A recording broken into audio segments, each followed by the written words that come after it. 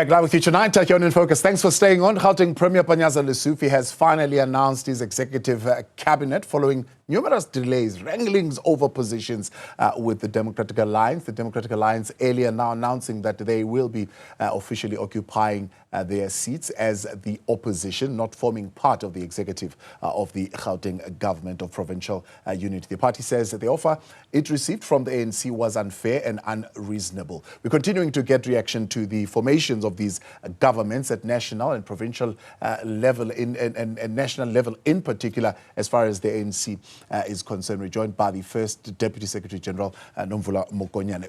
After 2 delays, good evening, good to have you. Thank you very much for coming in. Thank you very much. It's finally happened. How do you feel? It has finally happened. Again, we're breaking the record as South Africa, including Gauteng. There are countries that have taken over 541 days. And there are countries that have taken almost 3 to 5 months. We have taken no less than 3 weeks to set up a government. And we have been involved in very robust engagements.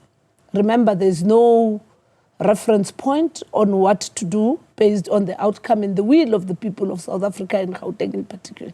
We must congratulate the people of South Africa for having given us this opportunity and also appreciate what Premier Panyaza Lesufi has done, once more within the spirit of a government of national unity, because there are many parties that are signatories to the government of national unity. It's happening. Let's get to business. Yeah, talking about let's get to business, and it's happened now, as the Secretary General would have said earlier on, that it's water under the bridge. Right? You've got the people in a government of national unity.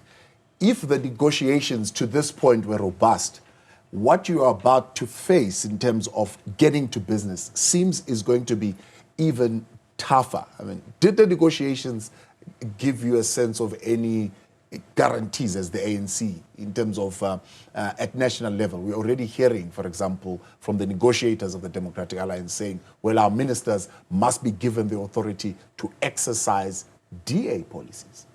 Look, every minister or MEC serves at the behest of a president. A president who has been elected and is applying his prerogative informed by the Constitution of South Africa, as well as all other laws that guide how governments would work. There is no federalism within a collective of a cabinet. The cabinet is presided over by the president. There are policies in place.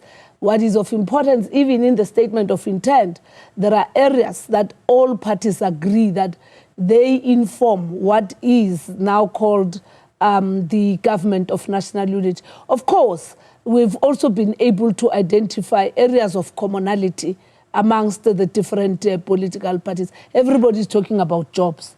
Everybody's talking about safety and security. Everybody's talking about youth development. Everybody's talking about the efficiencies in terms of good governance and stuff. So that is what would have to be done. And maybe other people have not been part of government. There is going to be a government in Lekgotla where everybody would be engaging, and out of that, then there will be a program of a government of national unity. That program that must also take along the people of South Africa through the national dialogue that the president has also embraced when it was actually called on the sidelines of elections. So no party goes into a system and then believe that there will be a silo or an exclusive department. Policies are there, systems are there. But I can say that the ANC is going into the government of national unity with a view that you're going to see your manifesto being No, Tabo. I think that's too much of what is not correct. In the negotiations, we identify areas of commonality. In the negotiations, you identify how to work together in growing the economy. You find it expressed in one party, you find it actually being minimal in another party. All that is going to be pulled together, because the beginning of a government of national unity starts today, because now people have been sworn and they've actually taken an oath to respect the Constitution of the Republic. Yeah. And therefore, that's what it would actually mean. I think once people are orientated, they will come to appreciate that it is not as what you think. It is as it is laid down by the Constitution and the law. So it is not about going. It is not about going into a government of national unity and implement a manifesto, say, of the ANC. Yeah. It will be what is of common interest for the people of South Africa. Yeah. That would also be taken to the national dialogue. I'm going to tell you directly, PAC, for example, we spoke to them immediately after the announcement of their position at land reform. They're saying they will not be able to carry out this thing if, for example, Section 25 is not changed. So for them, one of the things that when they go to the Lekgotla, they're going to insist on is we need to find a way of changing this thing. If Section 25 can be changed, so be it. If that is the only way that the PAC believes, let them be part of the collective, let them go through those processes. You'll remember what happened also in Parliament with those processes. The South African Constitution has been amended so many times. So there's nothing that actually prohibits any assessment or reflection of the Constitution. What is of importance is to do everything within the confines of what the Constitution dictates. And they are correct to say that. They will also be put on an induction, on orientation. They will be going on a retreat, a Lekgotla of cabinet, and out of it, I'm sure, we'll have a program of action for the coming 5 years for the South African government. Do you see that program of action being a reversal of some of the policies that no, I don't think so. For example, the new Minister at Home Affairs says he doesn't think he will approach the ZEP process as overzealously as the previous minister. He might need to review the approach to it. He says he doesn't think. He has hardly been in office. I think everybody who has been saying everything has been saying it on the basis of what they think, and you are saying it. He says he doesn't think. Let him get into the system. There are cabinet processes, Tabo. You don't sit in your ministerial office and write a policy. There are cabinet subcommittees, there are clusters, the economic transformation, the security and justice cluster, there's the social transformation cluster. They'll be orientated. I think it's too early to be excited that there's a risk in terms of parties wanting to do things on their own. Some know that they may be saying all these things, yet government processes don't work that way. Yeah, the DS Federal chairperson saying that there's no way that they're going to be a party that's coming in to rubber stamp. Nobody rubber stamps of the ANC. Tabo, even the ANC policies don't get rubber stamped by government. That is why some of the ANC's policies are as yet to be implemented in government. You know that yourself. So this is not new. Government processes look at the environment. Government processes look at the constitutional implications. Government processes involve everybody. There's hardly one piece of legislation in the Republic of South Africa that comes with an individual and gets approved as it has come. There's robust discussion. Have you forgotten? We have public hearings. The people of South Africa will be consulted. You have parliament. Members of parliament will engage. You have the National Council of Provinces. I think what we are now getting excited about, it's as if it's the first time we put a government in place. Government processes to change policy, government processes to initiate new policy are very robust. There are checks and balances. How does that speak to the orientation of the minister in terms of how the minister feels a particular policy should be approached? By the time a minister feels, the minister should have gone through a process of policy review. You know yourself, having been a South African and being here, that there's been so many policy reviews. There will be a policy review that is initiated, goes to Parliament, the portfolio committee agrees. If the portfolio committee agrees, then the department starts initiating and identify various other role players so that then everybody can be taken along. Right. When it is submitted in a cabinet subcommittee, all participants in the cabinet subcommittee look at that irrespective of where it comes from. That's precisely where I'm saying you're going to have difficulty. We're not going to have because even there, those committees, you're no longer a majority. It would have been easier previously, where you would have been a majority. Who said, now, on the statement of intent, you're saying even those policy reviews will be taken and will be debated amongst the members of absolutely. the government of national unity. What is the anxiety about? We must respect the rule of law.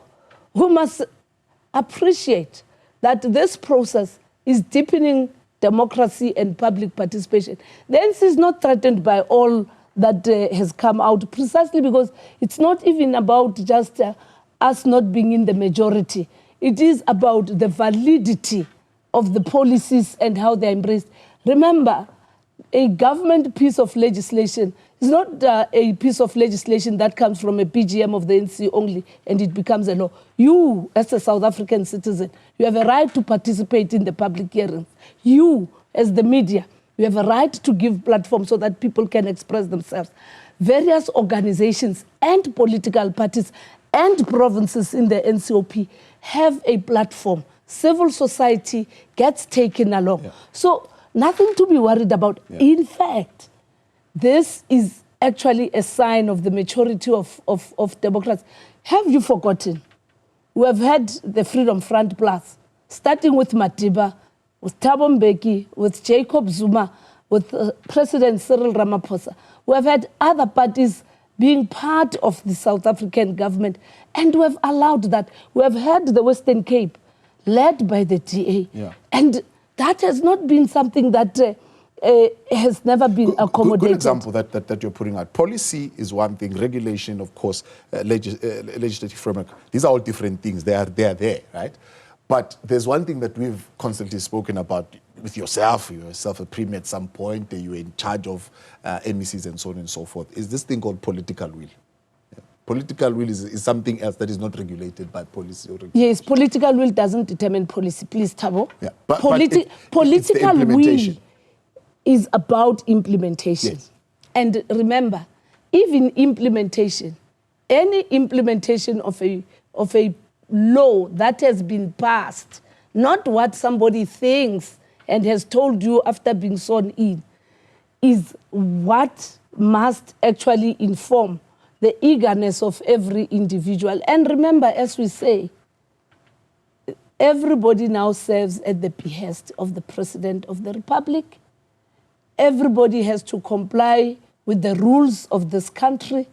Nobody now serves at the behest of the leader of the Federal Council or Helen Zille. No, you are now a South African government minister. You are good enough to bring, and you are permitted to bring in ideas and let those ideas be tested by that collective that we're all watching today to deal with these issues. And I think for us from the African National Congress, we've traveled this journey so many times. For us as the African National Congress, in line with the Freedom Charter, this is a genuine expression of the will of the people. It's us who first came out at the Results Center to say these results are a will of the people. Yeah. And it is us who invited. Remember, we are the hosts of everybody. We invited people and say, Wazanong, and they came to us. We agreed on what is the statement of intent. Yeah. Now, everybody must go and work and build this government of national unity.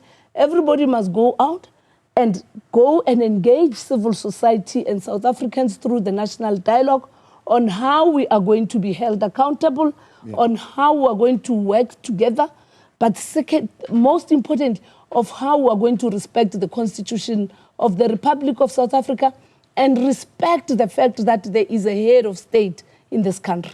There are no heads. I think that disconnected how you view this thing is probably going to be at the heart of some of the disagreements. You view them as you're the host, you invited everybody. Helen Zille said yesterday very directly, nobody invited anybody. The people of South Africa didn't give you a majority, they didn't give anybody a majority. We are all coming together. I'm not going to be a spokesperson of Helen Zille. We've just appointed a cabinet here in Gauteng. It's not anything that is interpreted by Helen Zille. It's everything that is embraced by all the signatories of the GNU. It's not an exclusive interpretation by Helen Zille. We appreciate that they've been with us and they continue to be with us. And we also note that they've been with the EFF in the Northern Cape. You've not said anything about it. We appreciate that we were invited together with them to KwaZulu-Natal. I find it strange, and I can't tell her because maybe he's a trespasser. They were invited by us into this process. We started talking at the Results Center. We set up the negotiating team. We've been meeting with everybody.